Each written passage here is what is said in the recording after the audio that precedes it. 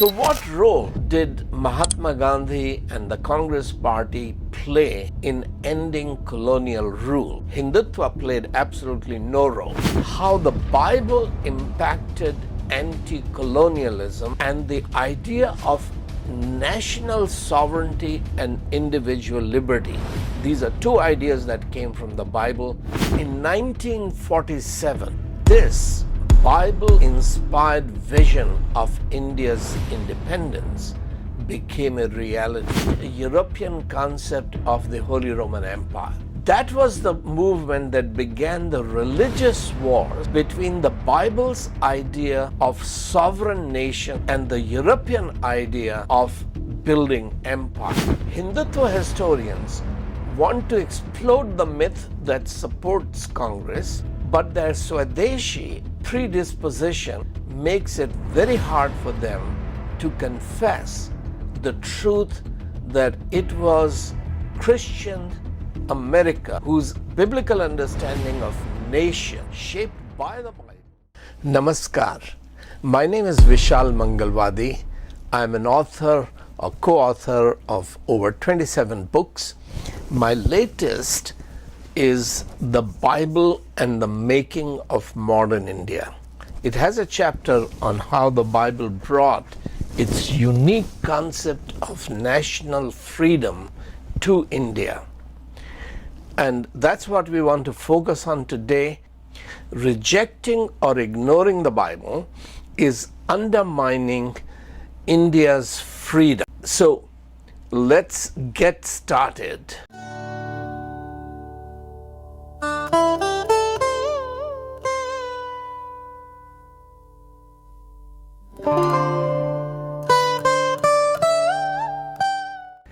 India was a British colony. On August 15, 1947, it gained independence without fighting a war like the America's Revolutionary War. How did that happen? 36 years before Mahatma Gandhi was born and 24 years before the 1857 revolt, in July of 1833, the British Parliament accepted the case that liberating India was Britain's moral duty to God. Now that case was argued by historian Thomas Babington Macaulay, who was at that time a member of British Parliament. When Macaulay came to India, he lived with his brother-in-law Charles Trevelyan, who had come to India as an evangelical civil servant. He spelt out the purpose of Christian education, which had already begun, and it was to train Indians to govern India. Many colonial rulers did not like that Bible-inspired mission to educate Indians for liberty. However, the Bible-obeying Christians persisted and succeeded in bringing modern universities into India, and we will discuss that battle another time. Before any Indian asked for independence, in 1838, Trevelyan wrote his book on the education of the people of India. He wrote, "The existing connection between two such distant countries as England and India cannot, in the nature of things, be permanent. No effort of policy can prevent the natives from ultimately gaining their independence." Now, this was an important lesson that wise Englishmen had learned from the Bible via the American Revolution. If they couldn't keep the 13 colonies as colonies, they will not be able to keep India. But Trevelyan goes on to write, there are two ways at arriving at this point of India's independence. One of these is through the medium of revolution, something of what happened in the USA. The other is through that of reform. Revolution, he said, will end up in complete alienation of mind and separation of interests between ourselves and the natives. But educating India to reform India will end up in a permanent alliance which is founded on mutual benefit and goodwill. He said that the only means at our disposal for preventing revolution and securing the results of reform is to set the natives on a process of European improvement. Just like education transformed Europe, we must educate India to transform India. The natives will have independence after first learning how to make use of it, and we shall exchange profitable subjects with still more profitable allies who are trained by us to happiness and independence and are endowed with our learning and political institutions. India, Trevelyan wrote, will remain the proudest monument of British benevolence. Now, the question is, what motivated people like Macaulay and Trevelyan to champion India's freedom? This was not something that colonialism demanded. 3 centuries before Macaulay, Trevelyan, and their group, in 1520, German reformer Martin Luther had expounded the Bible's theme of freedom in a book called A Treatise Concerning Christian Liberty.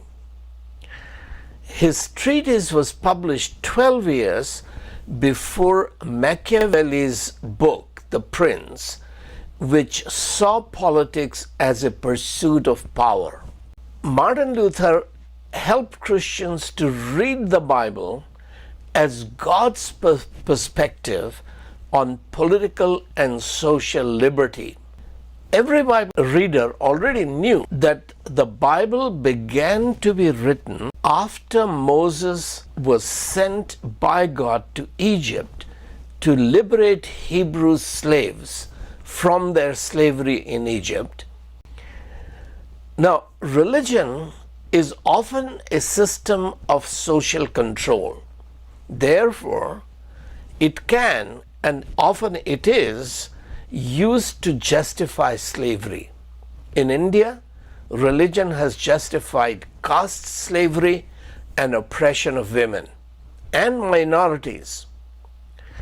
The Lord Jesus accused the religious leaders of his day that they were making slaves. This is in Luke 11 verse 46 and Matthew 23, etc. He said to the Jews that religion enslaves, but truth liberates.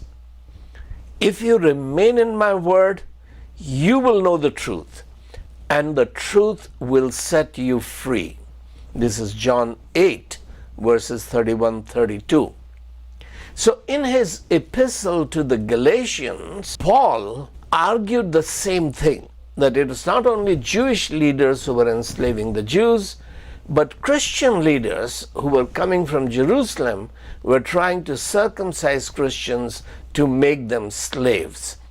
That's the thesis that Martin Luther expounds. He was teaching the epistle of Galatians to his students at the University of Wittenberg. Trevelyan explained that teaching truth that liberates is education. That is the means to prepare India for independence. In 1833, that is again 25 years before the British established the first universities in Calcutta, Madras, and Bombay, now called Mumbai, Macaulay challenged the Parliament with these words: And allow me to quote his words because so many Christians deliberately misinterpret him. Macaulay asked the Parliament, are we to keep the people of India ignorant in order that we may keep them submissive?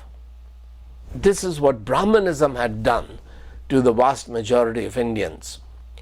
Or do we think, said Macaulay, that we can give them knowledge without awakening ambition, that is, to be a free people?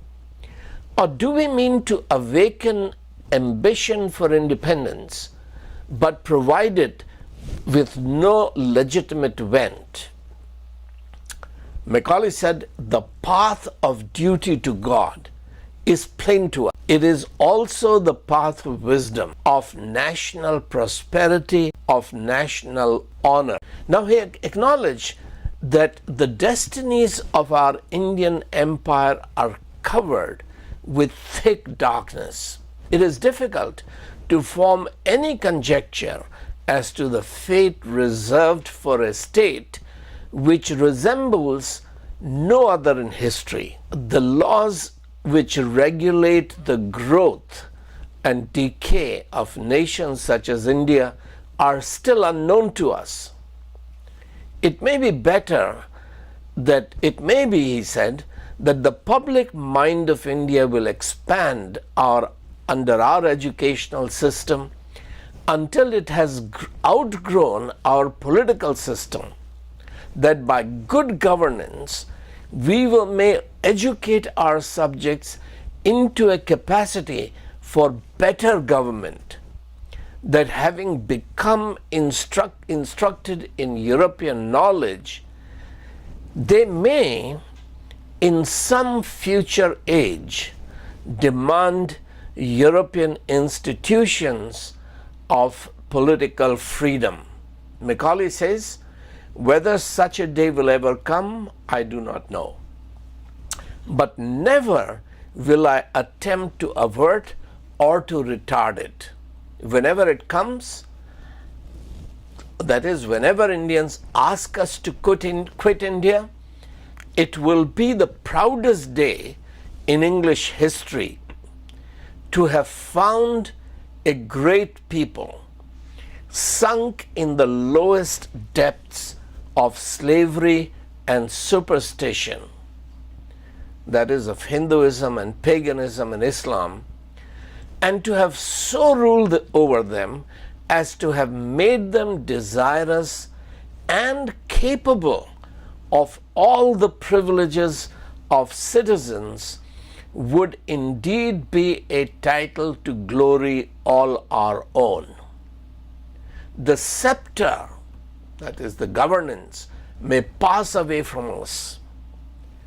Unforeseen accidents may derange our most profound schemes of policies. Victory may be inconstant to our arms, but there are triumphs which are followed by no reverses. There is an empire, that is God's kingdom, which is exempt from all natural causes of decay. Those triumphs, Macaulay says, are the pacific triumphs of reason over barbarism. That empire is the imperishable empire of our arts and our morals, our literature and our laws. That is, if they reflect God's will on earth. In 1947, this Bible-inspired vision of India's independence became a reality. So what role did Mahatma Gandhi and the Congress Party play in ending colonial rule? Hindutva played absolutely no role. The First World War made it possible for British leaders such as Edwin Montagu to put India's independence on the front burner, which Macaulay and Trevelyan had already argued years or decades earlier. That began the chain reaction which catapulted Mahatma Gandhi, who had just returned from South Africa to India, to become the leader of the Congress and turned Congress into a movement. In another video, I hope to narrate that part of the history, but here, please let me focus on how the Bible impacted anti-colonialism and the idea of national sovereignty and individual liberty. These are two ideas that came from the Bible, and these were championed during the World War II. It was the Bible's influence through the USA that ended European imperialism and brought independence to India and to all other colonies. Now, we must realize that 3 centuries before Jesus Christ, Alexander the Great had begun European imperialism. Greek empires disintegrated. A few decades before Christ, Rome consolidated imperial spirit of subjugating other people through wars. Imperialism means war. They go together. 16th century Protestant Reformation, where the church returned to the Bible, challenged a European concept of the Holy Roman Empire. That was the movement that began the religious wars between the Bible's idea of sovereign nations and the European idea of building empires.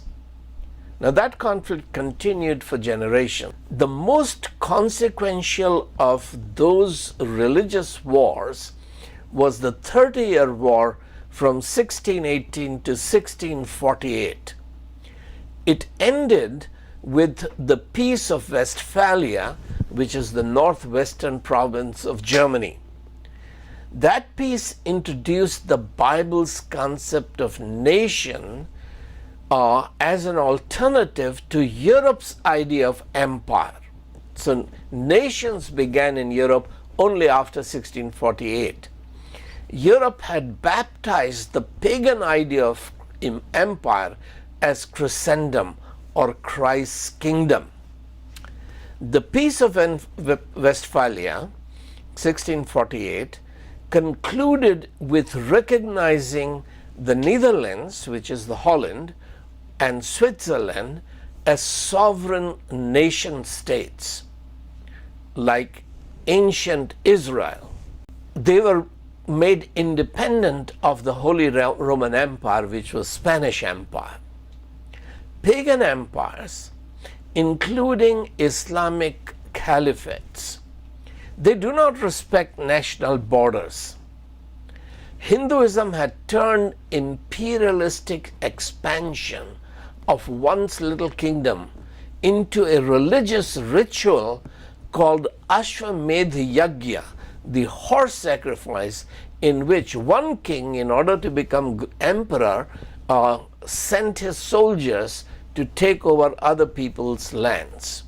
Now, in contrast, the Bible taught that God's idea of peace on earth includes creating sovereign nation states with defined borders. They would govern themselves in their own languages, in their own territories.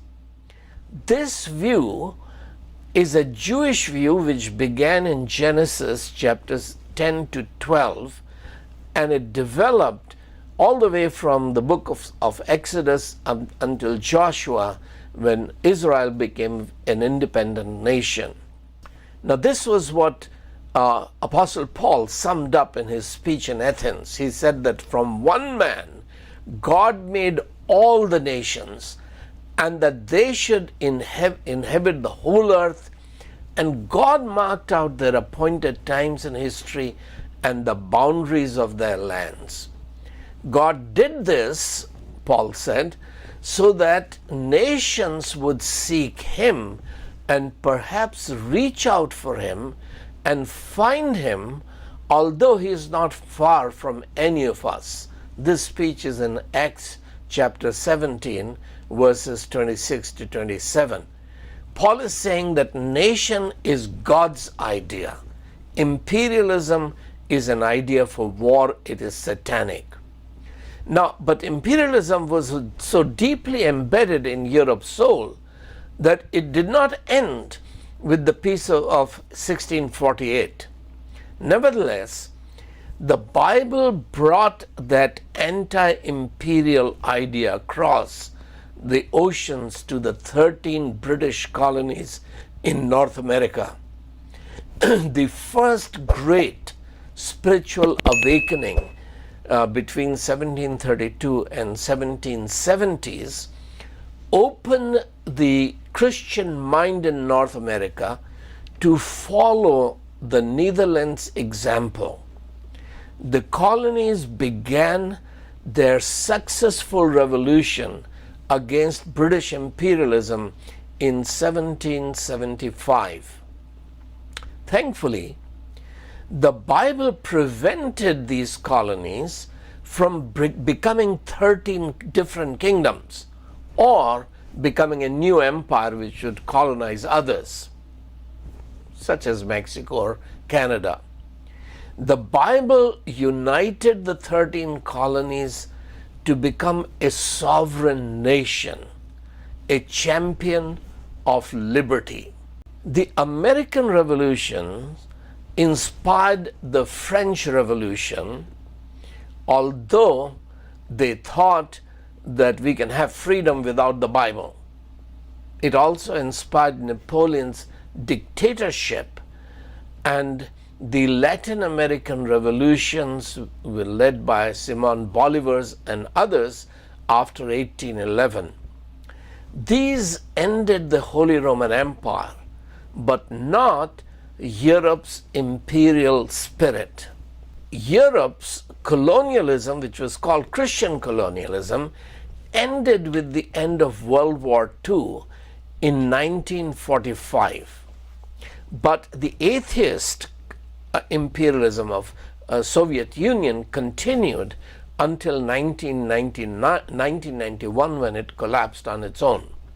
Not just India, but practically every colony became independent, even if most of them had not been educated to govern themselves or did not understand why colonialism was ending. Mahatma Gandhi's laudable non-violence was not the moral force that compelled Prime Minister Winston Churchill to end British imperialism over India. So what compelled Britain and France, and then Holland and Germany, Spain, Portugal, and Japan, to end colonialism? Well, that was the result outcome of what is called the Atlantic Charter. This was an agreement between British Prime Minister Winston Churchill and American President Franklin Roosevelt. Two of them met on a ship in 1941 and announced this Atlantic Charter on 14th of August. Elliott Roosevelt, the son of President Roosevelt, was an eyewitness to all but 3 of the 11 meetings that Roosevelt had with Winston Churchill during World War II. His book is called As He Saw It, published in 1946. Elliott describes one of those meetings. It was the climax of the conversation between Churchill and his father Roosevelt. He writes, Churchill had got up to walk about the room, talking, gesticulating. At length he paused in front of father, was silent for a moment, looking at him, and then brandished a stubby forefinger under his father's nose. Mr. President, Churchill cried, I believe you're trying to do away with the British Empire. Every idea you entertain about the structure of the post-war world demonstrates it. But in spite of that, and his forefinger waved, Churchill said, in spite of that, we know that you, Americans, constitute our only hope. And his voice sank dramatically. You know that we know it. You know that we know that without America, British Empire won't stand. In that moment, Roosevelt writes, Churchill admitted that victory and peace against Germany and Japan could only be won according to the precepts which the United States of America would lay down. And in saying that, he was acknowledging that British colonial policy would be a dead duck. British attempts to dominate world, particularly trade, would be a dead duck. Now, I won't keep quoting because the full quotation is in my book, but let me summarize what's happening.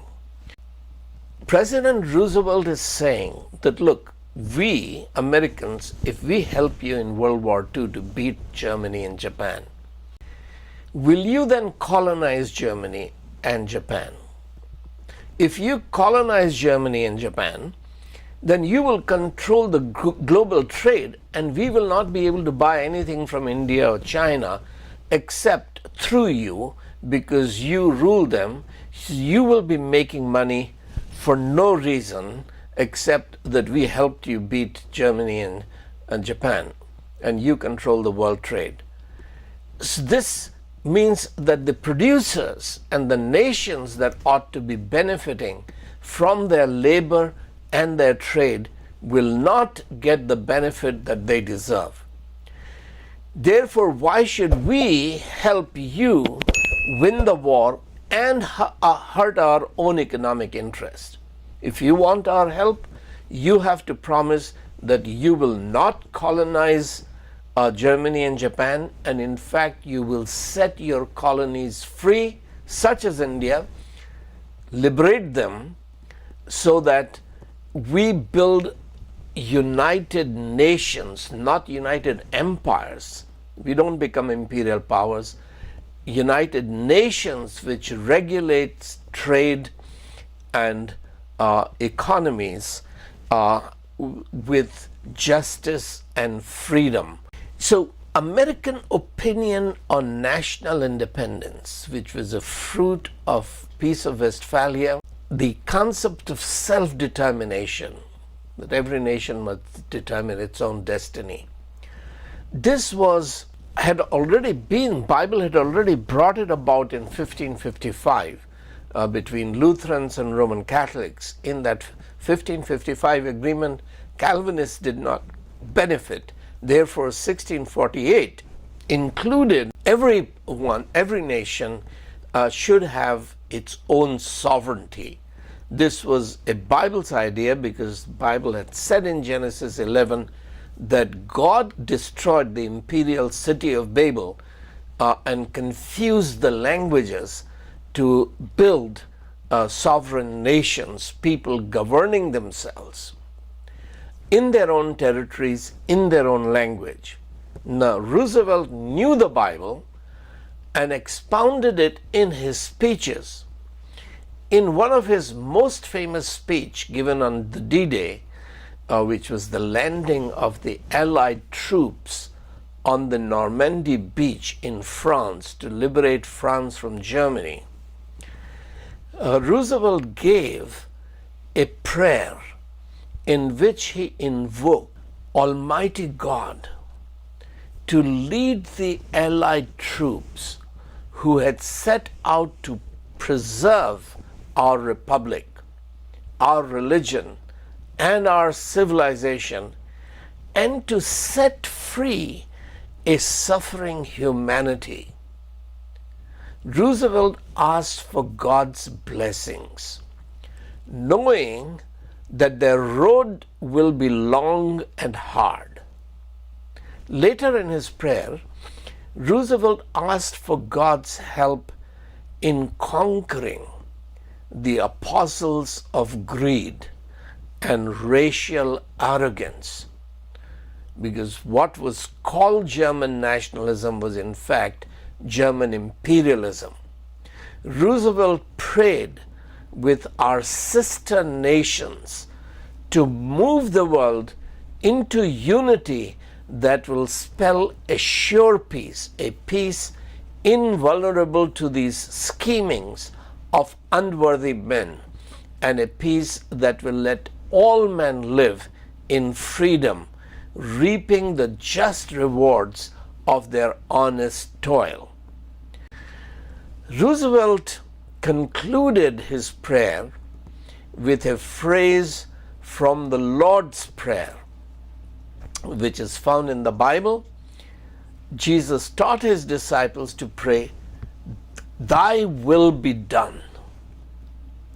In August 1941, when Churchill stepped off the battleship HMS Prince of Wales onto Roosevelt's fishing boat, which is called USS Augusta, it was a US Navy cruiser, he was not merely a global hero, he was also the chief politico of history's largest empire. And he was the war leader of the free world. By contrast, President Roosevelt was simply the president, he was not even a king, of a nation on the margins of global geopolitics. It was a nation hesitant to join World War II. But the two men who had never met, even though they had been talking, exchanging letters about bringing America into the war since 1939,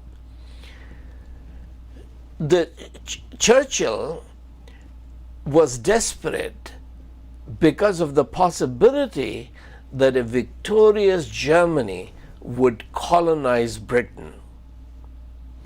Elliot Roosevelt's memoirs of the conversation between Roosevelt and Churchill tell us what transpired in those meetings. Elliot recalls that his father said, and I quote, "After the war, one of the preconditions of any lasting peace will have to be the greatest possible freedom of trade." That means India should be able to sell directly to the whole world without British emperors. He paused. The Prime Minister's head was lowered. He was watching father steadily from under one eyebrow. Roosevelt said, "No artificial barriers." And he pursued, "As few favored economic agreements as possible, opportunities of expansion, markets open for healthy competition." This is freedom. His eye wandered innocently around the room, that is Churchill's eyes. Churchill shifted in his armchair. The British Empire trade agreements, he began heavily, are, but father, that is Roosevelt, broken. Yes. Those empire trade agreements are a case in point. It's because of them that the people of India and Africa, of all the colonial Near East and Far East, are still as backward as they are. So colonialism is a cause of backwardness. Churchill's neck reddened and he crouched forward. He said, Mr. President, England does not propose for a movement to lose its favored position among the British dominions. The trade that has made England great shall continue and under conditions prescribed by England's ministers. You see, said Father Roosevelt slowly, it is along in here somewhere that there is likely to be some disagreement between you, Winston, and me. I am firmly of the belief that if we are to arrive at a stable peace, it must involve the development of backward countries such as India, backward peoples. How can this be done? It can't be done, obviously, by 18th century methods. Churchill responded, who is talking 18th century methods? Roosevelt said, whichever of your ministers recommends a policy which takes wealth in raw materials out of a colonial country, but which returns nothing to people of that country, whichever of your ministers recommends a policy which takes wealth in raw materials out of a colonial country, but which returns nothing to people of that country in consideration, the 20th century methods involve bringing industry to these colonies. 20th century methods include increasing the wealth of a people by increasing their standard of living, by educating them, by bringing them sanitation, by making sure that they get a return for the raw wealth of their community. Around the room, Roosevelt writes, all of us were leaning forward attentively. One of Roosevelt's closest advisors, Harry Lloyd Hopkins, was grinning. Commander Thompson, Churchill's aide, was looking glum and alarmed. The PM himself was beginning to look apoplectic. You mentioned India, he growled. Yes, I can't believe that we can fight a war against fascist slavery and at the same time not work to free people all over the world, including India, from a backward colonial policy. It should not be difficult to grasp why Indian historians do not tell us about America's critical role in India's independence. Establishment historians, funded by the Congress government, had vested interest in crediting the party in power, the Congress party. For some historians, it was far too embarrassing to admit that America, then a Christian capitalist country, was not interested in looting the world by teaming up with Britain. Hindutva historians want to explode the myth that supports Congress, but their Swadeshi or indigenous predisposition makes it very hard for them to confess the truth that it was Christian America whose biblical understanding of nation, shaped by the Bible, that persuaded a semi-Christian country, the UK, to give up pagan Roman concept of empire and to set India free. Ultimately, it was the force of moral persuasion that dismantled the British Empire, starting with its crown jewel, India. Now, this was happening in 1941. In 1942, Mahatma Gandhi did ask the British to quit India. But that appeal was his response to a theological right to self-determination that was already agreed in the Atlantic Charter over a year before Gandhi's call. So primarily Mahatma Gandhi's non-violent Quit India movement was a response to Subhash Chandra Bose's campaign that only violence and war will help India become independent. The right to nations governing themselves, that is self-determination, goes back to Genesis 11, God creating nations. That was a central point of the book of Exodus and all the way to Joshua and the historical books of the Bible. The Bible is a book about national sovereignty. European theologians began to understand and accept that the idea of national sovereignty came from the Bible as early as 1955, as I said. The 1648 Peace of Westphalia reiterated that biblical idea of national sovereignty, and that truth undermined the idea of Holy Roman Empire, which was ancient and medieval.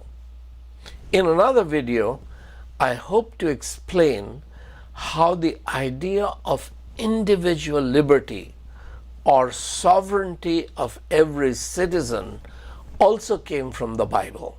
Therefore, please subscribe to my channel, share this video, and if possible, please make a donation to help me make many more videos on how the Bible created the modern world and modern India. Thank you for listening. God bless you. God bless India.